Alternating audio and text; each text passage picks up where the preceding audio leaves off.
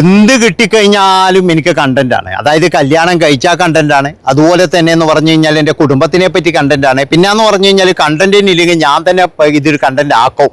അതെങ്ങനെയാണെന്നറിയാം, ഞാൻ തന്നെ എന്ത് ചെയ്യുന്നു പറഞ്ഞു കഴിഞ്ഞാൽ ഒരു കമൻറ്റും കിടും, എന്നിട്ട് ആ കമൻറ്റ് തൂക്കി പിടിച്ചിട്ട് പിന്നെ വരും, എന്നിട്ട് പറയും അയ്യോ എന്നെ ഇങ്ങനെ പറഞ്ഞ് അങ്ങനെ പറഞ്ഞെന്ന്. വേറെ ആരുമല്ലേ, ഈ ചില ഫാമിലി വ്ളോഗേഴ്സാണ്. കാരണം ഇവർക്കൊക്കെ എന്ന് പറഞ്ഞു കഴിഞ്ഞാൽ പഴയ തരത്തിലുള്ള റീച്ച് കിട്ടുന്നില്ല എന്ന് തോന്നിക്കഴിഞ്ഞാൽ എന്തും പറയുമായിരുന്നു വന്നിട്ടായിരുന്നു.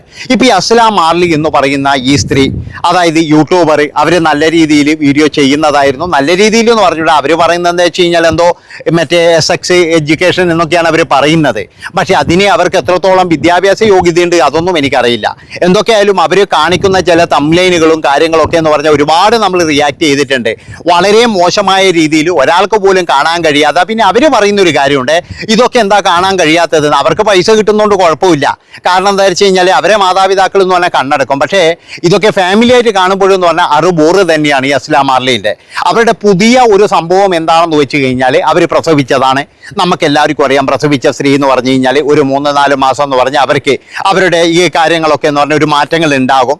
എന്നാലും അങ്ങനെ വന്നിട്ട് ഒരു ഫോട്ടോ ഫേസ്ബുക്കിലേക്ക് ഇടുന്നു, എന്നിട്ട് ഇങ്ങനെ നോക്കിയിരിക്കുകയാണ്. അല്ല, ഫേസ്ബുക്ക് അല്ലാട്ടെ, ഏതെങ്കിലും മാധ്യമത്തിൽ അങ്ങനെ നോക്കിയിരിക്കുകയാണ്. കമൻറ്റ് വന്ന അയ്യോ കമൻറ്റ് വന്നില്ല, ഒരാൾ പോലും പറഞ്ഞില്ല, എല്ലാവരും സൂപ്പർ നല്ലത് എന്നൊക്കെ പറയുന്നുള്ളൂ. അങ്ങനെ ഉച്ചക്ക് വന്ന് നോക്കി കമൻറ്റ് വന്നാൽ ഇല്ല, ഒരു കമൻറ്റ് പോലും വന്നില്ല. 2 മണിക്ക് വീഡിയോ എടുക്കാനുള്ള ഈശ്വര, അപ്പോൾ കമൻറ്റ് വന്നാൽ ഇല്ല. അങ്ങനെ എന്ത് ചെയ്യും, ചിലപ്പോൾ ഇവർ തന്നെ എഴുതിയിരുന്നാണോ എന്ന് എനിക്ക് പറയാൻ കഴിയില്ല. കാരണം എന്താ അറിയാം, ഇങ്ങനെയുള്ള കമൻറ്റുകൾക്ക് ഒന്നെന്ന് പറഞ്ഞു കഴിഞ്ഞാൽ ഒരു തലയും പാലും ഇല്ല. അതായത് മര്യാദയ്ക്കുള്ളൊരു ഫോട്ടോ ഇല്ല, അല്ലെങ്കിൽ ഒരു അഡ്രസ്സ് ഇല്ല. നമ്മളെയൊക്കെ എന്ന് പറഞ്ഞാൽ ഫേക്ക് അക്കൗണ്ടിൽ വന്നിട്ട് ഒരുപാട് ആൾക്കാർ തെറി പറയാറുണ്ട്. അതിനൊന്നും നമ്മൾ പ്രതികരിക്കാൻ പോകാറില്ല. കാരണം എന്താ, റോഡിലൂടെ വരുമ്പോൾ ഒരുപാട് നായ്ക്കൾ ഉണ്ടാകും. ഈ നായ്ക്കളെല്ലാം കുറച്ച് കഴിഞ്ഞാൽ നമ്മൾ ആരെങ്കിലും പോയിട്ട് അതിന് മറുപടി കൊടുക്കുമോ? ഒരിക്കലും ചെയ്യത്തില്ല. അതുപോലെ തന്നെ എന്ന് പറഞ്ഞ് ഏതോ ഒരു വേട്ടാവളിയനിട്ട കമൻറ്റ്, അല്ലെങ്കിൽ ഇവർ തന്നെ എഴുതിയിട്ടൊരു കമൻറ്റ്, തലയും പാലും അഡ്രസ്സും ഇല്ലാത്തൊരു കമൻറ്റ്, അതിൻ്റെ അകത്ത് എന്താണെന്ന് വെച്ച് കഴിഞ്ഞാൽ നിൻ്റെ എന്നാ ഇങ്ങനെ തൂങ്ങിക്കിടക്കുന്നത് എന്നുള്ള തരത്തിൽ. പിന്നെ അതുപോലെയുള്ള മോശപ്പെട്ട കമൻറ്റുകൾ, ഇങ്ങനെയുള്ള കമൻറ്റുകൾ ഞാൻ പറഞ്ഞല്ലോ ആധികാരികമായിട്ട് ഒരുത്തൻ്റെ കയ്യിൽ നിന്നും അല്ല, ഏതോ ഞരമ്പന്മാർ നമ്മളിടയിൽ എന്ന് പറഞ്ഞാൽ ഒരുപാട് ഞരമ്പന്മാരുണ്ട്. പിന്നെ വേറൊരു കാര്യം എന്ന് പറഞ്ഞു കഴിഞ്ഞാൽ പ്രസവിച്ച പെണ്ണായതുകൊണ്ട് ഒരു ഷാളൊക്കെ എടുത്തിടാം, അതിനൊന്നും വലിയ പിന്നെന്താ പറയേണ്ടത്, അത് ഇടാതെ വന്നിട്ട് ഞാൻ ബെല്ല് വിളിച്ചിട്ട് ഫോട്ടോ എടുക്കും. അതുകൊണ്ട് തന്നെ ഇതൊക്കെ സമൂഹ മാധ്യമങ്ങളിൽ ചെയ്യുമ്പോൾ കുറേ കമൻറ്റോളികൾ ഉണ്ടാകും. ആ കമൻറ്റോളികളാണ് നമുക്ക് ഇതുപോലെയുള്ള ഡോളറുകൾ തരുന്നത്. അതുകൊണ്ട് തന്നെ ഇവരെ അങ്ങനെ മോശമൊന്നും പറയാൻ കഴിയില്ല. നമുക്ക് എല്ലാ ഇതിനും ഞങ്ങൾക്ക് നല്ല ഇത് കിട്ടണം എന്നുണ്ടെങ്കിൽ നമ്മൾ അതുപോലെ ഐശ്വര്യവതിയായിട്ട് തന്നെ വന്ന് നിൽക്കേണ്ടി വരും. നമ്മൾ എന്തിനാണ് ഒരു ഫോട്ടോ ഇടുന്നത്, അത് കൃത്യമായിട്ടെന്ന് പറഞ്ഞാൽ ആൾക്കാർ തെറി വിളിക്കാൻ വേണ്ടിയിട്ടല്ലേ? അല്ലെങ്കിൽ എന്ന് പറഞ്ഞു കഴിഞ്ഞാൽ നമ്മൾ നല്ല രീതിയിലെന്ന് പറഞ്ഞു കഴിഞ്ഞാൽ ഞാൻ പറഞ്ഞല്ലോ, ഇപ്പോഴെന്ന് പറഞ്ഞാൽ പ്രസവിച്ച സ്ത്രീകളൊക്കെ എന്ന് പറഞ്ഞു കഴിഞ്ഞാൽ കുറച്ച് കാലമൊക്കെ എന്ന് പറഞ്ഞാൽ ഒരു ഷാളോ എന്തെങ്കിലുമൊക്കെ ഇട്ട് നടക്കാറുണ്ട് ഇല്ലേ? അതൊക്കെ നാട്ടിലൊക്കെ ഉള്ളതല്ലേ? അതൊക്കെ എന്തിനാണ്? അവർക്ക് അതിനനുസരിച്ച് ജീവിക്കാൻ കഴിയുള്ളൂ. അല്ലാതെ എന്ന് പറഞ്ഞു കഴിഞ്ഞാൽ നാട്ടുകാരെ മുഴുവൻ എന്ന് പറഞ്ഞു കഴിഞ്ഞാൽ ഇതാക്കണം, അല്ലെങ്കിൽ അവർ തെറി വിളിക്കണം എന്ന് പറഞ്ഞിട്ട് ഒരാൾ പോലും അങ്ങനെ ചെയ്യാൻ പാടില്ല. അപ്പോൾ ഇവരുടെ വീഡിയോ കണ്ടപ്പോൾ എനിക്ക് തോന്നിയത് ഇവർ കണ്ടൻറ്റിന് വേണ്ടിയിട്ട് ഇരിക്കുകയാണ്. അതിൻ്റെ ഇടയിൽ 2 റിയാക്ഷൻ വ്ളോഗ് ചെയ്യാം എന്ന് കരുതിയിട്ട് ഇരിക്കുന്നത് പോലെയാണ് എനിക്ക് തോന്നിയത്. അല്ലാതെ എന്ന് പറഞ്ഞു കഴിഞ്ഞാൽ ഞാൻ പറഞ്ഞല്ലോ, ഇങ്ങനെ വേട്ടാവളിമാർ ഞരമ്പന്മാർ ഒത്തിരി ഉണ്ട്.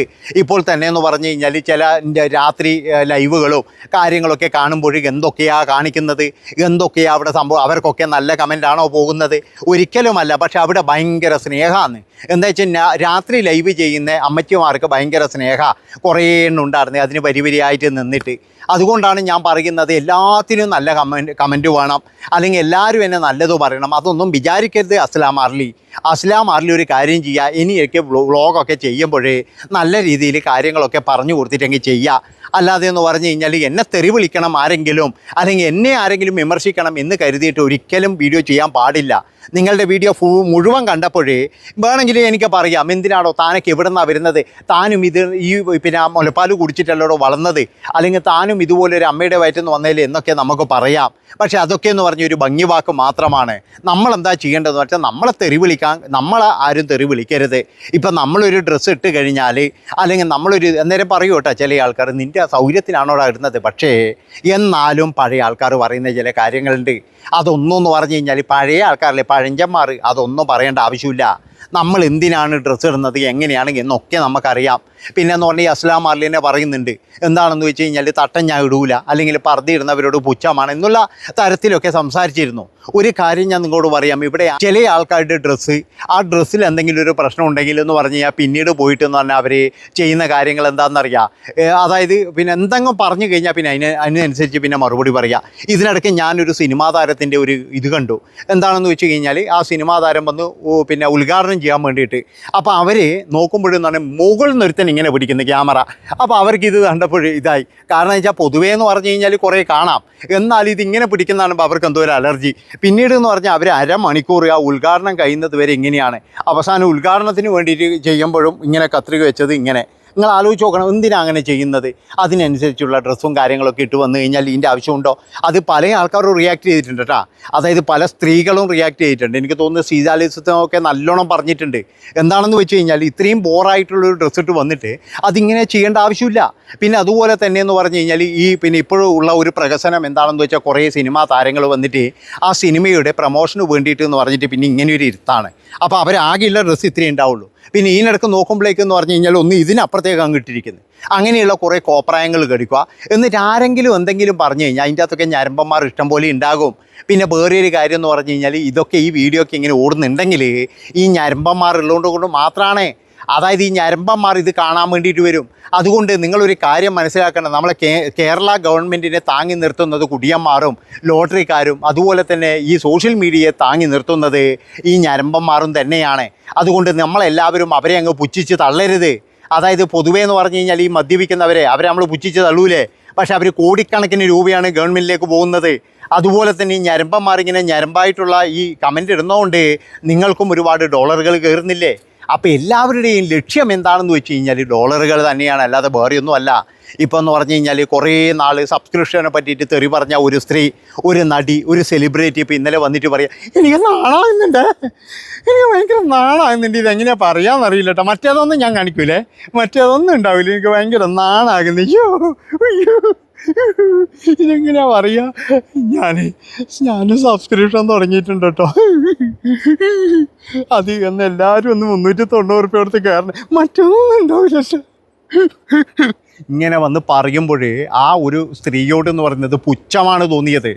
അതായത് ഇത്രയും ആയിട്ട് അവർ മറ്റുള്ള പലരെയും കുറ്റം പറഞ്ഞ് അവർ പറയുന്ന കാര്യങ്ങൾക്ക് എന്നിട്ട് അവർ പറയുകയാണ് വേറെ ഒന്നും വിചാരിക്കരുത്, മറ്റേതൊന്നും ഉണ്ടാവില്ല എന്ന്. എന്നിട്ട് എന്താ ഇനി നാളെ മുതൽ ചെയ്യാൻ പോകുന്നത്? ചിലപ്പോഴും പറയും ഞാൻ പട്ടായ ടൂറ് പോയത്, അല്ലെങ്കിൽ ഞാൻ കുറ്റാലത്ത് കുളിക്കാൻ പോയത്, അല്ലെങ്കിൽ ഞാനും മറ്റോളും കൂടിയിട്ട് മറ്റേ ഇവിടെ പോയത്. ഇതൊക്കെ പോകുമ്പോഴും എന്ന് പറഞ്ഞു കഴിഞ്ഞാൽ അവരുടെ ഡ്രസ്സുകൾ നോക്കിയാൽ മതി, അവിടെ ചാനലിൽ കയറിയിട്ട് അവരുടെ ഡ്രസ്സും കാര്യങ്ങളൊക്കെ നോക്കിയാൽ മതി. അപ്പോൾ അതുകൊണ്ടാണ് എടുത്തെടുത്ത് പറയുന്നത് മറ്റേതൊന്നും ഉണ്ടാവില്ല എന്ന്. കാരണം എന്താണെന്ന് വെച്ചാൽ ഇതിൻ്റെ അകത്തൊക്കെ ഞരമ്പന്മാരെ കയറ്റാനുള്ളൊരു വഴിയല്ലേ, അല്ലാതെ നമ്മളെ കാര്യങ്ങളൊക്കെ പറയാൻ വേണ്ടിയിട്ട് നമുക്കൊരു ചാനലുണ്ട് അതുപോലെ.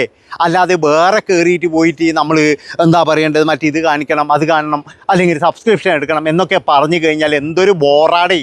അതാണ് ഞാൻ ചോദിക്കുന്നത്.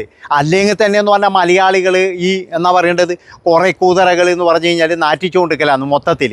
അതിൻ്റെ കൂടെ എന്ന് പറഞ്ഞു കഴിഞ്ഞാൽ നിങ്ങളെപ്പോലെയുള്ള ആൾക്കാർ ഇങ്ങനെ എന്താ പറയുക, ആരെങ്കിലും ഏതോ ഒരു വേട്ടാവളിയൻ ഒരു കമൻറ്റ് ചെയ്തു എന്ന് പറഞ്ഞിട്ട് അതിൻ്റെ പുറകെ പോയിട്ട് എല്ലാവരും അങ്ങനെയാണ് അല്ലെങ്കിൽ എല്ലാവരും ഇമാതിരിയാണ് എന്നൊന്നും പറയരുത്. കാരണം നമ്മുടെ സമൂഹത്തിൽ എന്ന് പറഞ്ഞു കഴിഞ്ഞാൽ നോഹേൻ്റെ പേടകം പോലെയാണ്.